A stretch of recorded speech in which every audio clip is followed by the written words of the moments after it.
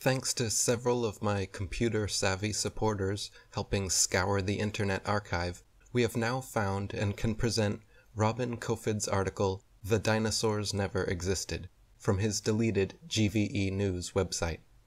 If anyone watching this has not already seen my more comprehensive and conclusive documentary, Evolution and Dinosaurs Debunked, please stop this video and watch that one first.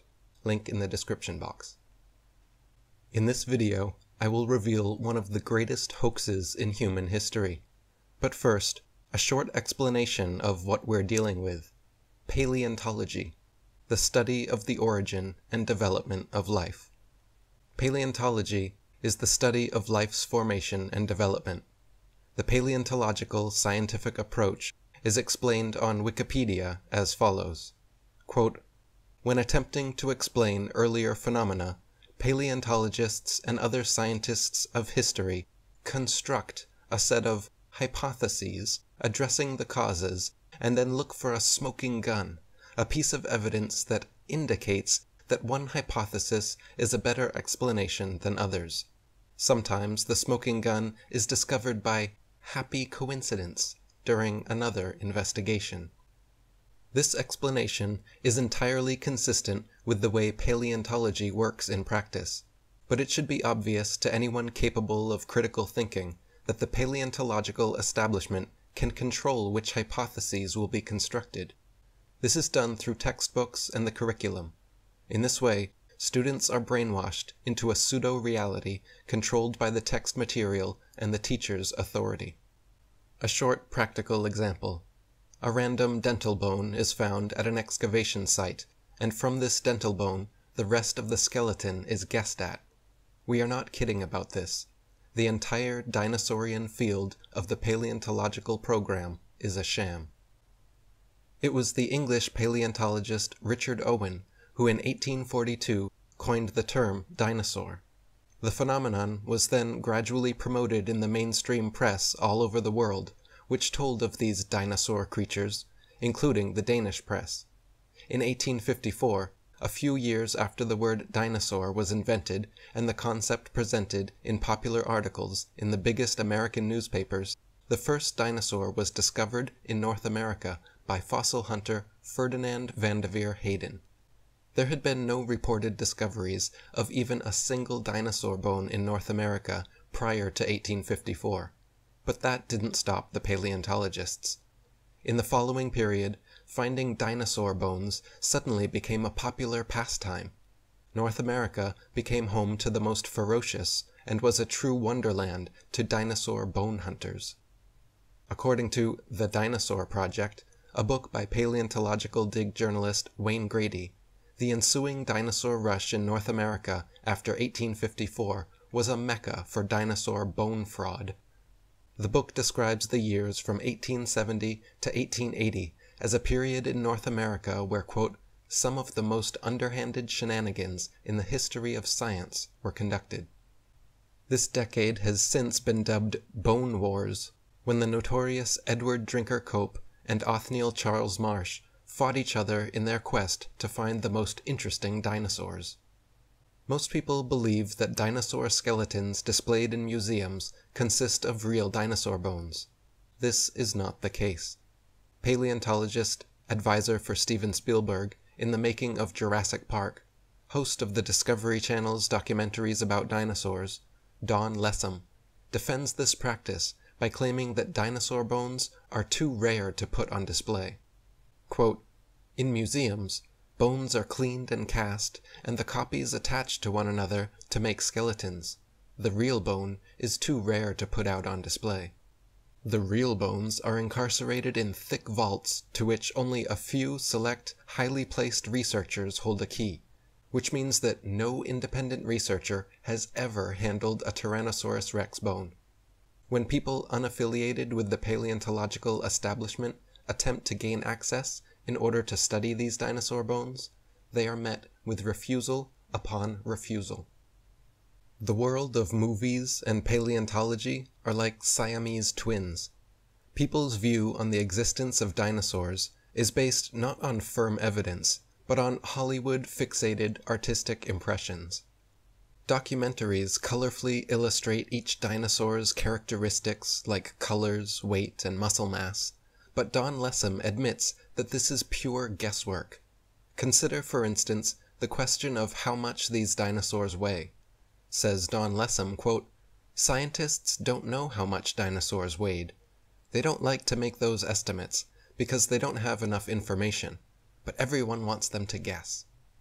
Overall, several millions of dollars have been spent promoting the existence of dinosaurs through movies, TV, magazines, and comics. The Land Before Time, Jurassic Park, BBC's various dinosaur documentaries, etc. National Geographic, which is owned by Rupert Murdoch's News Corp. News Corp also owns 20th Century Fox, the makers of the Ice Age franchise. Universal Studios, who made Jurassic Park and The Land Before Time.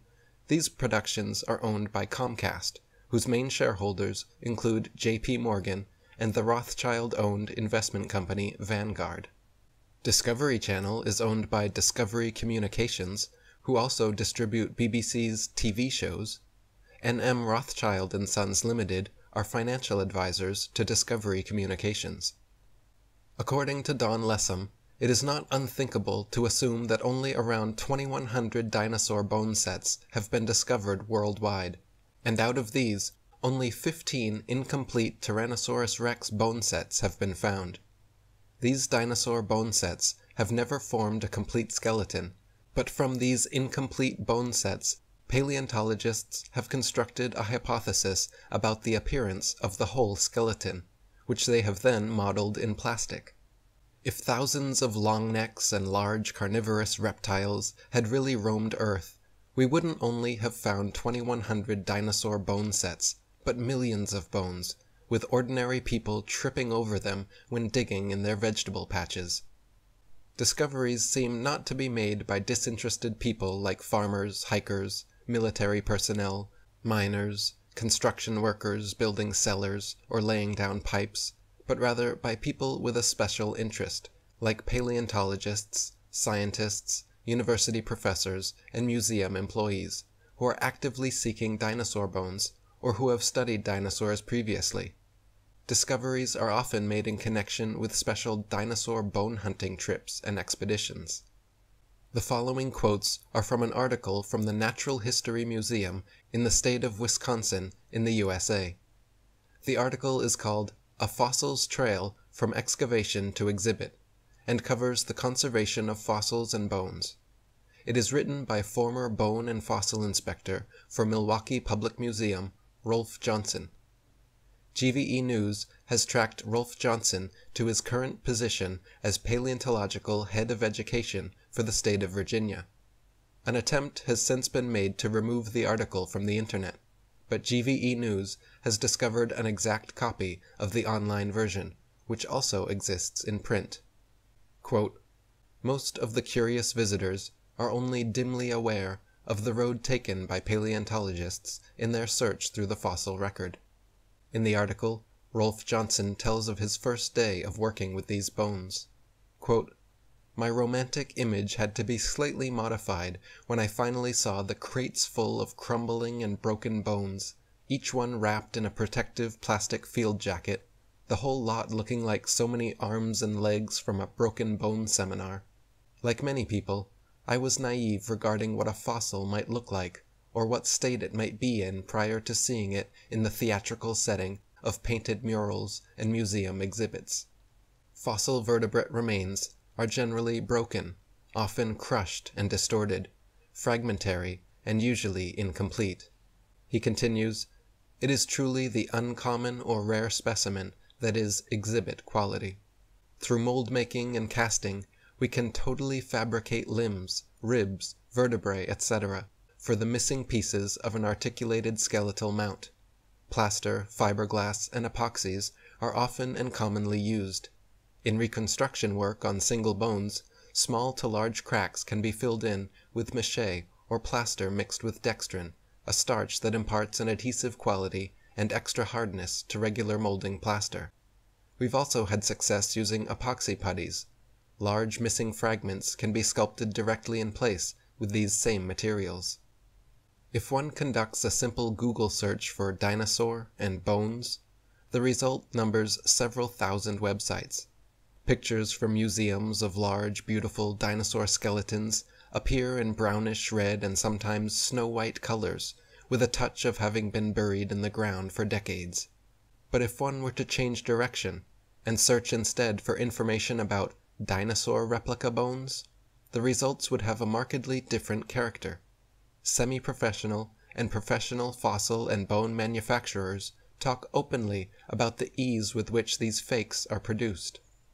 Check out, for example, www.trexskulls.com, where all manner of fake bones can be ordered.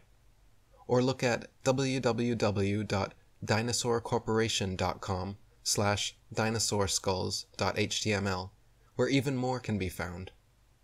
In 1999, National Geographic magazine was busted when they presented, in a colorful and fancily presented article, The Missing Link, an Archaeoraptor dinosaur, which was supposed to support the basic tenet of evolutionary theory, that dinosaurs had slowly developed over millions of years.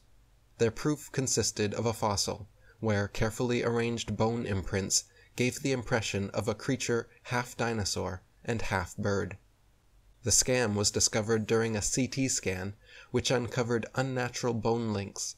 National Geographic magazine was later forced to admit, when pressured, that the fossil was man-made.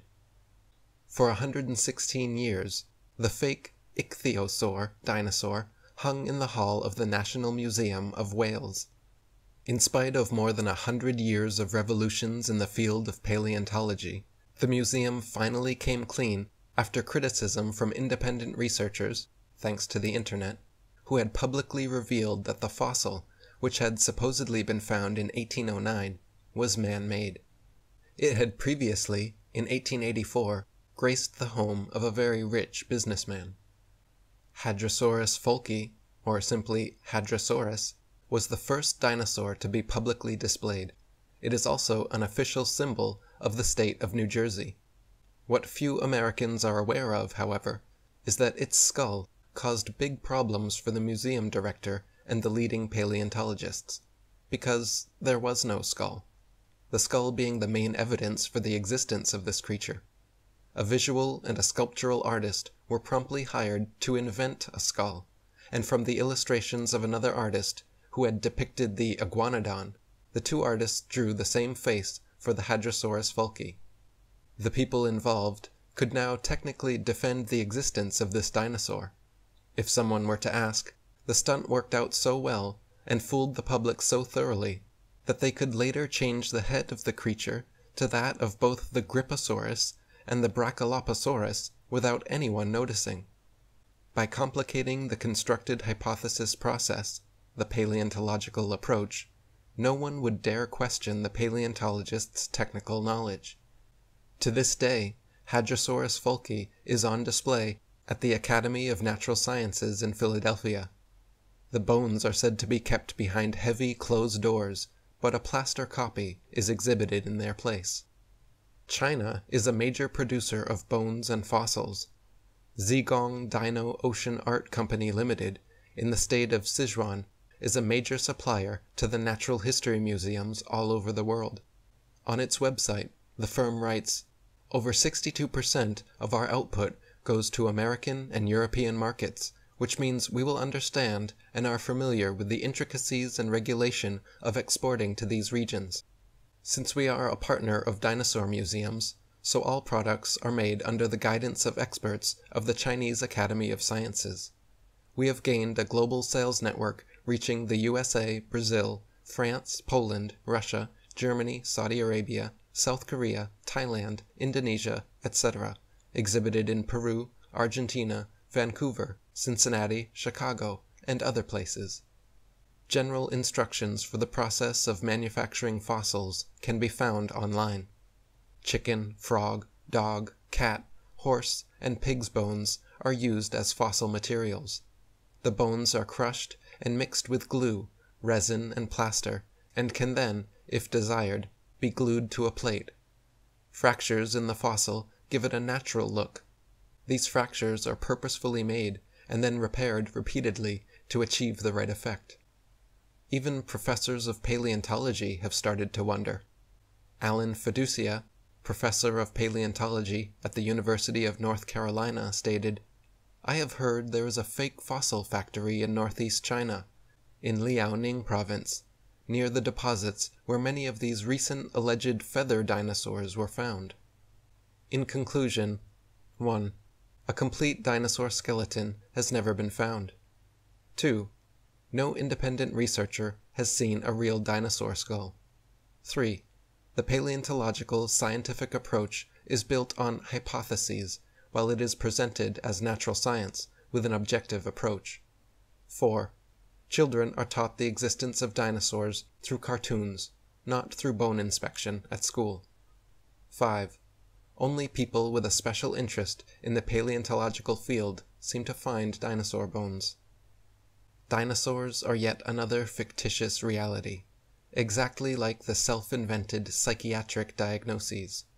This all leaves us with numerous fundamental questions.